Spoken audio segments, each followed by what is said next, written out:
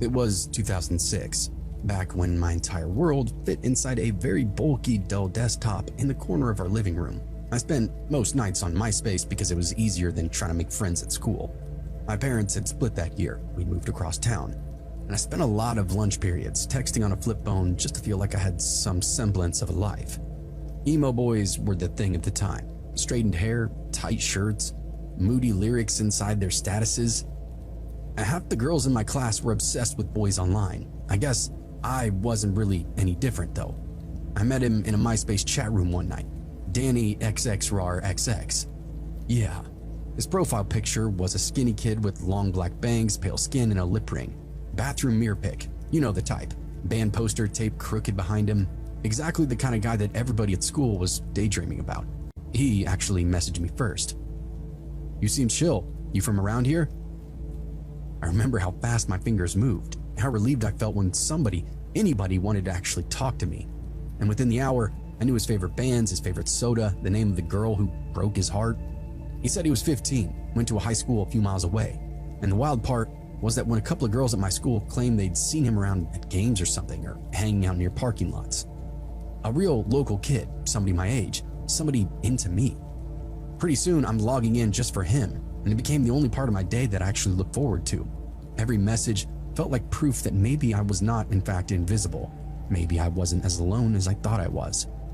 And for about a month, Danny and I were basically glued to each other online. Before school, after school, late at night, constant messaging. He always said the right things. He told me I was different, that he felt like he could talk to me about anything and everything. And at 13, with that kind of attention, it hit hard and I did not want it to stop. So naturally, I wanted to meet him. At first, I asked and he said yes without any hesitation. Totally, let's hang out. And then canceled the morning of. The next attempt, he got grounded. Another time, his phone broke.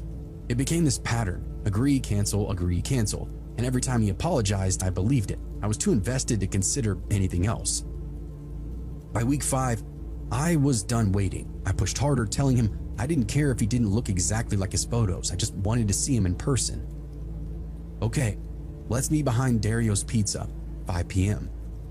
It wasn't a great spot, but it was close enough for me to walk to. Told my mom that I was heading to a friend's place, grabbed my small purse and headed out the door. My stomach was in knots that entire walk, equal parts excitement and dread as well. I kept looking at every passing car, half expecting somebody to roll a window down and call my name. I reached the alley a few minutes early. It looked very dismal, tight, dark, sour smelling from the dumpsters. I stood under the security light and texted him, "I'm here." No response. So I waited 5 minutes, then 10, and I called his phone and it went straight to voicemail. I paced back and forth, checking both ends of the alley, telling myself he was probably sneaking out or stalling for some kind of dramatic entrance. And then I heard a vibration. Not my phone, but another one. The buzzing came from around the corner where the alley hooked behind the next building. I frowned and took out my phone and called his number again. The buzzing repeated, same rhythm, same timing, and a cold rush then hit my chest. I followed the sound slowly at first, then faster as the certainty grew in my stomach. I turned the corner and froze. A boy stood there, slouched up against a brick wall. Not Danny, not even close. He was pudgy, maybe a year or two older than me, with long greasy hair that covered half his face. He wore these faded black jeans and a hoodie that was riddled with safety pins. He held a phone in his hand. The screen lit up with an incoming call. Aubrey. My calls. He looked at me like he'd been caught doing something. "Hey," he said. His voice was low, really shy.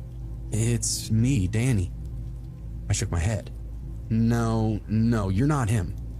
Pushed his hair behind his ear like that might help the situation.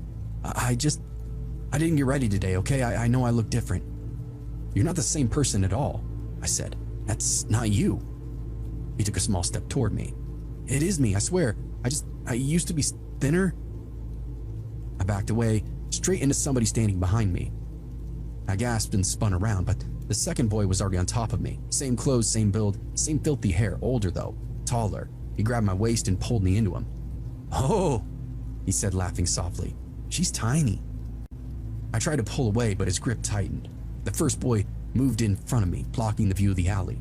They didn't look threatening in the movie villain sense, but they looked like kids who spent too much time online. But the way they crowded me left me no doubt. They knew exactly what they were doing. I felt them squeeze my chest and then my hips. "Relax," the first one said. "You said you wanted to hang out." No, I said louder. Let me go. You talk big. The second boy breathed in my hair. Don't pretend you didn't. I shoved the first one, but he grabbed my wrist. His hand was sweaty, shaky, like he was nervous and excited at the same time. Don't freak out, he said. We're being cool. We just want to move.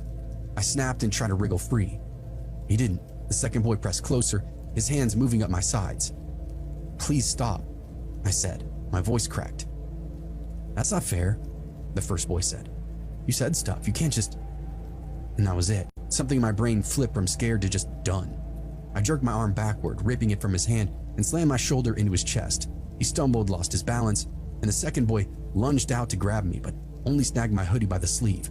The seam tore as I twisted, forcing myself out into the open stretch of that alley. They shouted behind me, overlapping each other, yelling at me to wait. Come back, you promised. I didn't look back. I ran full sprint down the alley, toward the yellow glow of the pizza place's sign, towards people, noise, anything but them. I heard their footsteps pounding after me, heavy and uncoordinated, but determined. They weren't giving up. Please, one of them yelled. Just talk to us. Nobody's mad, the other one shouted. I ran even faster. I could feel them losing ground, wheezing, stumbling, but still chasing me, still calling out my name. Then my online user handle. I burst out of the alley into the crowded front of Dario's. The smell of pizza and fryer oil hit me immediately, making me sick, but I didn't slow down. I shoved through the door, almost tripping as I reached the counter. A couple eating near the window stared at me like I was causing a scene, but I didn't care. I pulled out my flip phone with shaking hands and dialed 911. When dispatch picked up, my words came out all at once. There's two guys that grabbed me, they tried to corner me, they're still out there. Dispatch asked where I was, and I told her. She told me to stay inside, that officers were on the way. Her voice was calm and steady, and for the first time since stepping into that alley, I felt like I was actually safe. I kept glancing at the windows, kept expecting to see one of the boys pressed up against the glass, scanning the restaurant for me. That thought made my chest tighten like I was having an asthma attack. I backed myself into a booth but stayed standing, ready to bolt at any moment. A worker asked if I needed water, and I nodded at him without speaking. It felt like forever, but I think 10 minutes later the cops finally show up. Two officers come inside to talk to me, while another went around the back. I gave them everything I had, what the boys looked like, what they said, where I'd been standing when they grabbed me. My hands wouldn't stop trembling, no matter how hard I tried to steady them. A radio crackled on one of the officer's shoulder, and a voice said, "We've got him. Far into the alley, both matching the description, trying to avoid us." I don't know what that felt like in the moment. Relief, I guess, but also this strange numbness, like my brain had flipped a switch to tone down my anxiety. The officers asked if I wanted to press charges, and I didn't hesitate. Yeah, I said, absolutely. They took my mom's number next, and that was the part I dreaded the most. What she'd say when she found out I'd been sneaking around to meet boys from the internet. But when she arrived, she didn't yell, just wrapped her arms around me and asked if I was okay, if I was hurt. The officers brought me back out so I could identify the boys. I stayed behind the patrol car door, but I could see them clearly, both red-faced, sweating and out of breath. The greasy hair, the safety pin hoodie, the older one rubbing his hands together nervously. They wouldn't look at me, but kept glancing at each other, confused and irritated, like they couldn't understand why I reacted the way I did. Seeing them like that, pathetic and cornered, should have made me feel better, but it didn't. This really all happened to me. The police walked them to the cruiser, hands cupped behind their backs, one mumbling something under his breath, maybe an apology or some kind of excuse. I didn't care. I kept my eyes on the pavement. After that night, I deleted my MySpace, deleted AIM, stopped signing into any kind of chat rooms, ever. I didn't trust screens anymore, not when I knew firsthand how easily somebody could slide through them, pretending to be who they thought you wanted them to be. It's strange thinking back on it now. I was 13, I thought I was talking to my dream boy, but I was really talking to a stranger with greasy hair and a stolen photo, waiting for the right moment to lure me into a dark place. People always say the internet was simpler back then, but it wasn't. Not for me.